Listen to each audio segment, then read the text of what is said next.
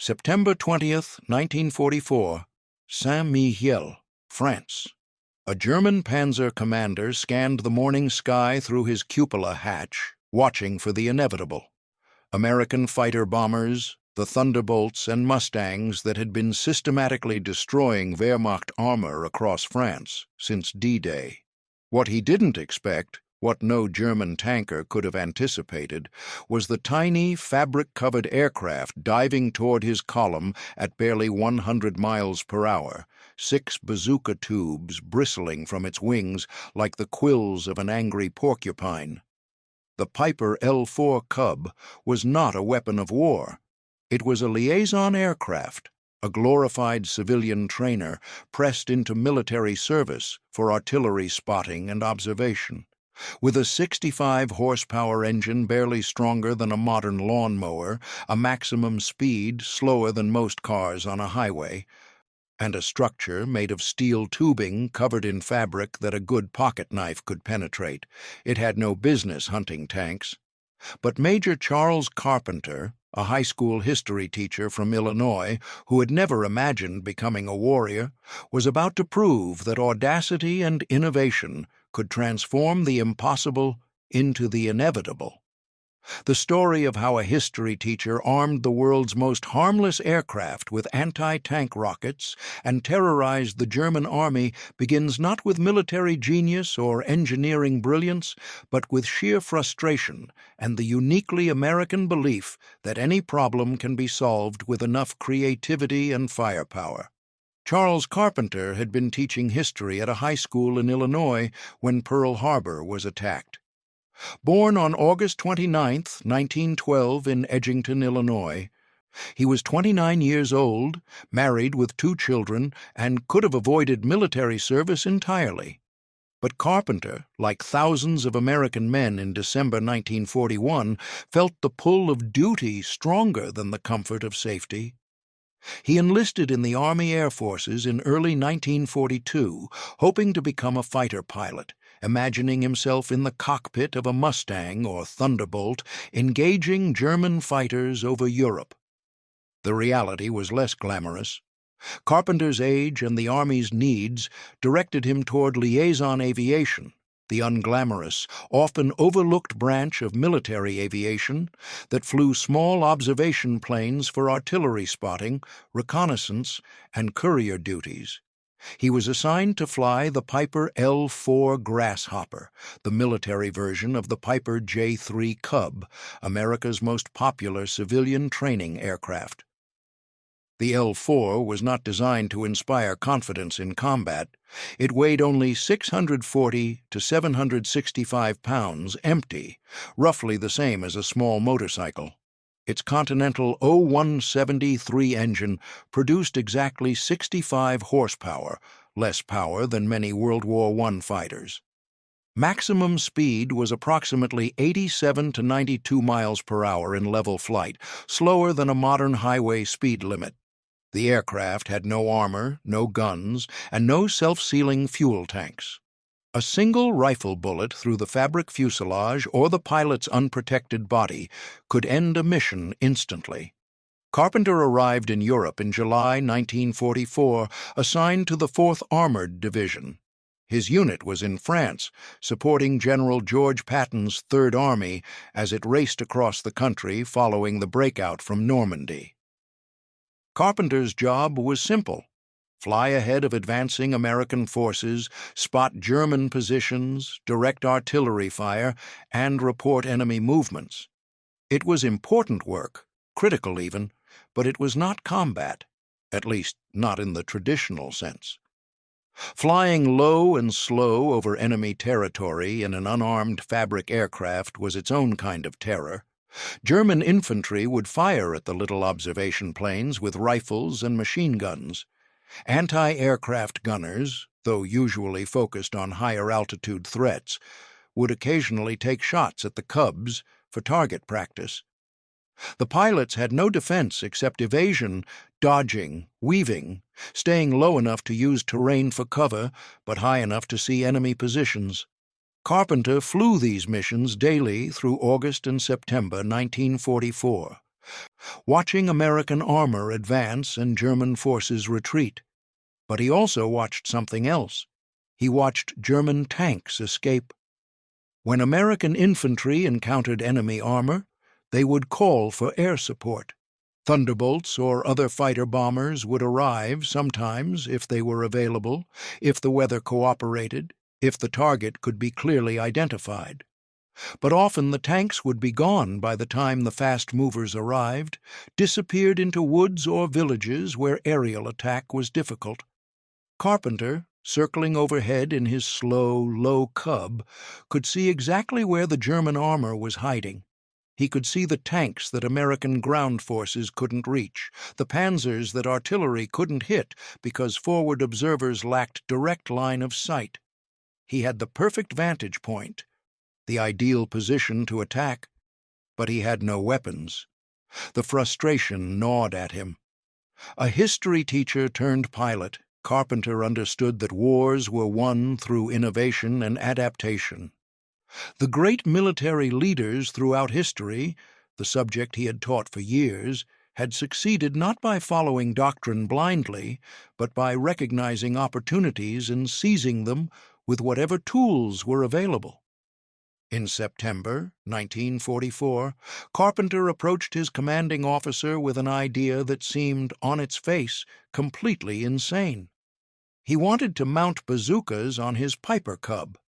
The M1A1 bazooka, officially designated the 2.36-inch rocket launcher, was America's primary infantry anti-tank weapon. Introduced in 1942, it fired a rocket-propelled shaped-charge warhead capable of penetrating up to 4 inches of armor at optimal range, enough to destroy most German tanks if the shot hit critical areas like the turret ring, engine deck, or side armor. The weapon was effective, portable, and available in large quantities. It was also designed to be fired from a soldier's shoulder, not from an aircraft traveling at 70 miles per hour. Carpenter's commanding officer was skeptical. The idea violated every principle of liaison aviation. The L-4 was not a combat aircraft. It had no weapons pylons, no firing mechanisms, no armor to protect against return fire. Adding rockets would add weight, potentially affecting the already marginal performance of the underpowered aircraft. Worse, firing rockets from a fabric-covered plane seemed likely to either set the aircraft on fire or tear it apart from the recoil and blast. But Carpenter was persistent. He pointed out that the L-4's slow speed was actually an advantage for rocket attacks. Slower aircraft provided more stable firing platforms and longer target acquisition time. The fabric construction, while fragile, was also lightweight, meaning even with added weapons, the aircraft would still fly. Most importantly, he argued that the psychological impact of even a few successful tank kills would be worth the risk. His superiors, recognizing that innovation had driven many American successes in the war, gave him permission to try, unofficially, experimentally, and entirely at his own risk. Carpenter and his ground crew, mechanics who had been maintaining Cubs, not arming warplanes, began the modification process. They acquired 6 bazooka launcher tubes. The challenge was mounting them to the aircraft in a way that allowed firing without destroying the plane. They fabricated simple tubular racks that attached to the wing struts on both sides of the fuselage, 3 launchers per side. Each tube was angled slightly downward to provide the proper trajectory for ground attack. Electrical firing mechanisms were installed, connected to a trigger mounted on the control stick within easy reach of the pilot's thumb. The system was crude, lacking the sophisticated aiming systems of purpose-built attack aircraft, but it was functional. The rockets themselves were M6A3 high-explosive anti-tank rounds, each weighing 3.5 pounds and carrying a shaped-charge warhead designed to create a focused jet of superheated metal upon impact. The shaped charge worked through the Monroe effect, Upon detonation, the hollow cone of explosive created a jet of molten copper traveling at velocities exceeding 25,000 feet per second, hot enough and fast enough to punch through armor plate like a blowtorch through butter. The first test firing occurred in mid-September at a makeshift range behind American lines. Carpenter loaded all 6 tubes, taxied his modified Cub to the end of a dirt strip, and took off. At 500 feet altitude, he rolled into a shallow dive toward a knocked-out German half-track that served as a target.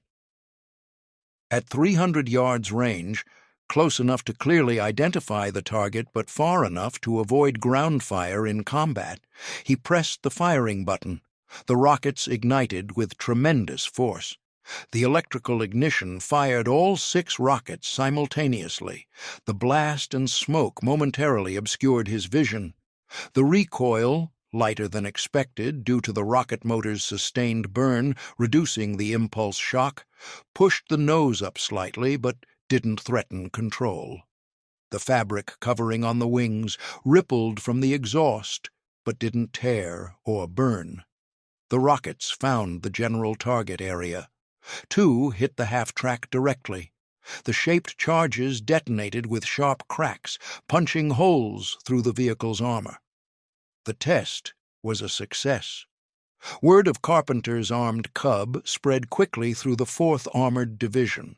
Other pilots were skeptical. Infantry commanders were curious, and tankers were desperate for any additional fire support that could suppress enemy armor. Carpenter named his aircraft Rosie the Rocketer and flew his first combat mission with the rocket-equipped Cub in September 1944. Flying his usual reconnaissance patrol, Carpenter spotted a column of German vehicles moving through a tree line approximately 2 miles ahead of advancing American forces. Among the trucks and half-tracks were German tanks, medium panzers armed with 75mm guns, and frontal armor thick enough to resist most American anti-tank weapons at range. Carpenter radioed the coordinates to American artillery, but the tanks were in defilade behind a ridge. Artillery couldn't hit them without direct observation for adjustment, which would take time the Germans weren't giving. The column was moving quickly, clearly attempting to escape before American armor arrived.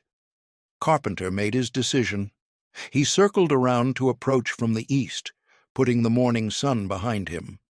At 1,000 feet altitude, he rolled into his attack dive.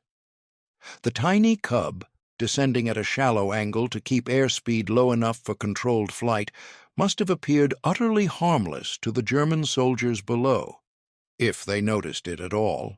At 400 yards range, Carpenter pressed the firing button. All 6 rockets rippled off the launch tubes in less than a second, trailing smoke as they streaked toward the German column. The German vehicles never saw the threat from above. Some rockets missed, impacting in the field beside the road. Others struck vehicles in the column.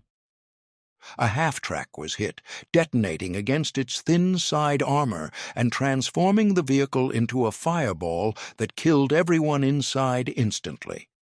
At least one tank was damaged.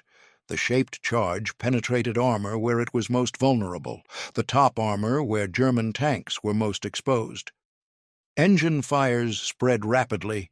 The crew abandoned the damaged tank, scrambling out of hatches. American ground forces, arriving shortly after, found the burning wreckage and captured stunned German soldiers who couldn't explain how they'd been destroyed by what appeared to be a civilian sport plane. The mission report reached division headquarters within hours. Carpenter's innovation, the idea that had seemed ridiculous just days earlier, had proven itself in combat. The Army Air Forces authorized continued use of the modified aircraft. Other pilots volunteered to fly what some were already calling tank-busting Cubs, but Carpenter himself would be the program's most notable practitioner. Over the following months, he would fly numerous combat missions, becoming one of the most unlikely tank hunters in American military history. The Germans, initially baffled by the attacks, soon learned to respond to the small observation planes that had previously been ignored as nuisances. German troops began to recognize the threat posed by these modified liaison aircraft carrying anti-tank rockets. They appeared suddenly, struck without warning, and disappeared before effective countermeasures could be deployed. Carpenter developed his tactics through trial, error, and the natural teacher's instinct to analyze and improve. He learned that the optimal attack profile was a shallow dive from 800 to 1,000 feet, starting the run from behind or to the side of the target to avoid frontal machine gun fire. He learned that firing at ranges between 300 and 400 yards provided the best balance between accuracy and safety, close enough for his crude sighting system to be effective, far enough to avoid most small arms fire. He learned that German tanks were most vulnerable from above and behind. The top armor on most panzers was between 15 and 30 millimeters thick, far thinner than the frontal armor, which could exceed 100 millimeters on heavier tanks. The engine deck was particularly vulnerable. A rocket hit there would almost guarantee a mobility kill, even if it didn't completely destroy the tank. Most importantly, Carpenter learned to recognize the difference between targets worth attacking and targets worth avoiding. Heavy tanks, like the Tiger, with their thick armor and powerful weapons, were dangerous even for his nimble Cub. Their machine guns could track targets effectively, and their armor could sometimes resist the shaped charge warheads if the angle wasn't optimal. Carpenter focused on medium tanks and light vehicles, where his rockets had proven most effective. By October 1944, Carpenter's reputation had spread beyond his division. Soldiers began calling him Bazooka Charlie, a nickname that captured both the audacity and the absurdity of his mission. Here was a high school history teacher flying a fabric-covered aircraft designed for observation, armed with infantry weapons, hunting German tanks across France and into Germany. The psychological impact on German forces was disproportionate to the actual number of kills. Carpenter's missions, while effective, weren't single-handedly destroying panzer divisions. But the fear and uncertainty his attacks created disrupted German operations in ways that numbers alone couldn't measure. Tank crews, already stressed by fuel shortages, constant air attacks from fighter bombers, and the grinding retreat across France, now had to worry about threats from aircraft they had previously ignored. German anti-aircraft crews, focused on higher-altitude bombers and faster fighter bombers, struggled to adapt to the slow-flying Cubs. Engaging them required different tactics, lower gun elevations, slower tracking speeds, and accepting that the small aircraft's low altitude made them difficult targets against ground clutter. The psychological stress of being attacked by what should have been harmless observation planes added to the general challenges German forces increasingly felt. Carpenter continued flying reconnaissance and attack missions through the fall of 1944 as American forces advanced. The missions became more dangerous as German air defenses, even in retreat, remained lethal. The Fabric Cub offered no protection against the increasing density of anti-aircraft fire over German territory. During one engagement near Arracourt, France, in early October 1944, during major tank battles in the region, Carpenter spotted German armored forces and engaged them. Weather conditions were poor, low clouds and intermittent rain, which had grounded most American fighter bombers. But the same weather that kept Thunderbolts and Mustangs on the ground was perfect for Carpenter's low-level operations. He attacked German vehicles, firing his rockets and causing damage and disruption to the enemy formation. Machine gun fire followed him, bullets punching through the fabric of his wings and fuselage. But the little Cub kept flying. Carpenter cleared the area and radioed results to American ground forces. His aircraft sustained battle damage on multiple occasions. His ground crew would count bullet holes in the aircraft, through wings, fuselage, tail, and within inches of the cockpit. Control cables were damaged. The fuel tank was hit without igniting the gasoline. Each time, the crew patched the damage and prepared the aircraft for the next mission. Carpenter was eventually wounded in combat. He was severely wounded by anti-aircraft fire and crash-landed in friendly territory. American medics reached him and evacuated him to a field hospital. He survived, but his combat flying days were over. The wounds were too severe for him to return to flight status. Historical records credit Carpenter with destroying or immobilizing several German armored vehicles during his combat missions. The exact number varies by source, but verified accounts confirm at least 2 Panther tanks immobilized and several other armored vehicles destroyed or damaged. He flew numerous combat missions in a fabric-covered observation plane that the Army never intended to use as a weapons platform. The official recognition came later. Carpenter received the Distinguished Flying Cross for his innovation and courage, citations that noted both his tactical success and his pioneering role in developing new combat techniques. His ground crew received commendations for their work modifying and maintaining an aircraft that was never designed for the punishment it endured. The technical specifications of Carpenter's weapon system, analyzed in retrospect, revealed how improbable his success truly was.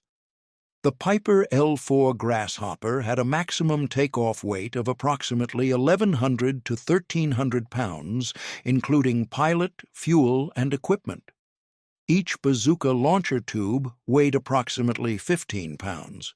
Each rocket weighed 3.5 pounds.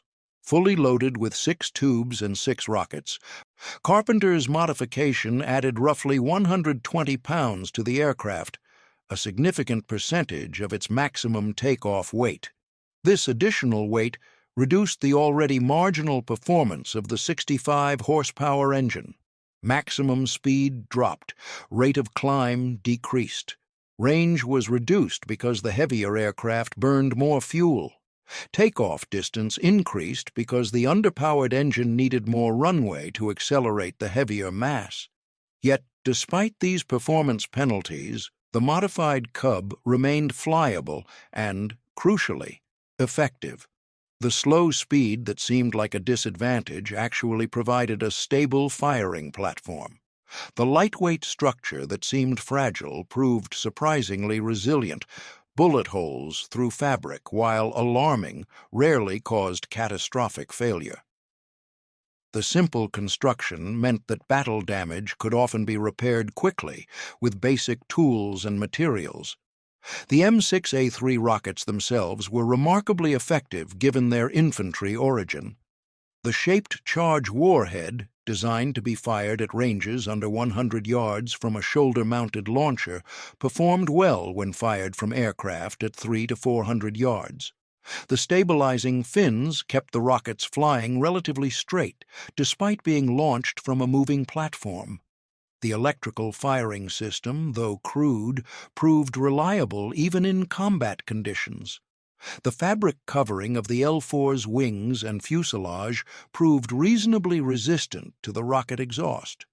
The flash and heat from 6 simultaneously firing rockets should, by conventional engineering wisdom, have ignited or severely damaged the fabric.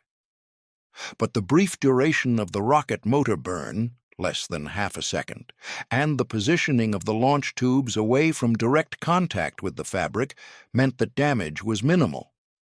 Carpenter's success demonstrated a principle that would become increasingly important in modern warfare: that weapons platforms didn't need to be purpose-built for specific missions if creative adaptation could achieve the desired effect. The L4 Cub was never meant to be a tank killer, but when armed with the right weapons and flown by a pilot willing to accept enormous risk, it became one. The psychological dimension of Carpenter's missions extended beyond German concerns to American morale.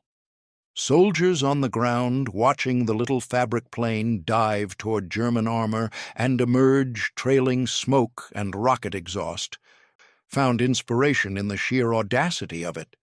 Here was a high school teacher in an observation plane taking the fight directly to enemy tanks. The story spread through American units. Soldiers who had never seen Carpenter or his Cub knew about Bazooka Charlie. The nickname became well known, a symbol of American ingenuity and courage. In a war increasingly defined by massive industrial production and overwhelming material superiority, Carpenter represented something more personal, the individual warrior using intelligence and creativity to overcome significant odds. After the war, Carpenter returned to Illinois and resumed his life. He died on March 22, 1966, at the age of 53. His daughter later preserved documentation of his service, including letters, photos, and official records that verified his combat achievements when some questioned whether the stories were true. He was buried with military honors in Edgington Cemetery in Edgington, Illinois.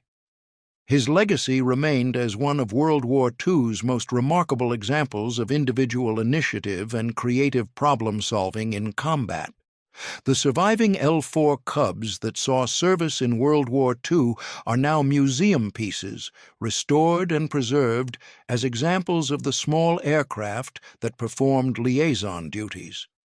Carpenter's actual aircraft, Rosie the Rocketer, survived and has been restored. Photographs exist showing the crude launch tubes mounted on wing struts, the electrical firing mechanisms, the tiny fabric-covered aircraft bristling with weapons it was never designed to carry. Modern military aviation has long since moved beyond improvised weapons platforms. Purpose-built attack helicopters and close air support aircraft perform the tank-killing mission with sophisticated guided missiles and advanced targeting systems. The idea of attacking armored vehicles with unguided rockets fired from a fabric-covered observation plane seems improbable in an age of precision-guided munitions and standoff weapons. But Carpenter's legacy transcends the specific technology he employed. His story demonstrates that innovation often comes from unexpected sources, from a history teacher who saw a problem and created a solution, from mechanics who made the impossible work with basic tools and determination, from commanders willing to authorize experiments that defied conventional wisdom. Charles Carpenter's achievement stands as one of World War II's most remarkable examples of individual initiative changing tactical realities. Carpenter didn't ask for permission to revolutionize tank hunting. He proposed an idea, demonstrated it worked, and then executed it effectively. His innovation spread to other units, not through official channels, but through word of mouth and direct observation. Pilots, seeing what Carpenter accomplished, and thinking similar modifications might work for them. This bottom-up innovation, driven by individual soldiers recognizing problems and creating solutions, characterized much of American success in World War II. The industrial capacity and technological sophistication of the United States provided the tools, but individual Americans like Charles Carpenter provided the creativity and courage to use those tools in ways no one had imagined. In the end, the story of the schoolteacher who turned a Piper Cub into a tank killer is about more than military innovation. It's about the capacity of ordinary people to accomplish extraordinary things when circumstances demand it. Charles Carpenter had been teaching history, the stories of heroes and battles, for years before the war. Then circumstances gave him the opportunity to write his own chapter in that history. He could have flown safe missions, spotting targets from altitude and calling in artillery, avoiding unnecessary risks. No one would have blamed him. But Carpenter saw German tanks escaping, American soldiers threatened, and an opportunity to make a difference. So he armed his fabric-covered liaison plane with infantry rockets and went hunting panzers.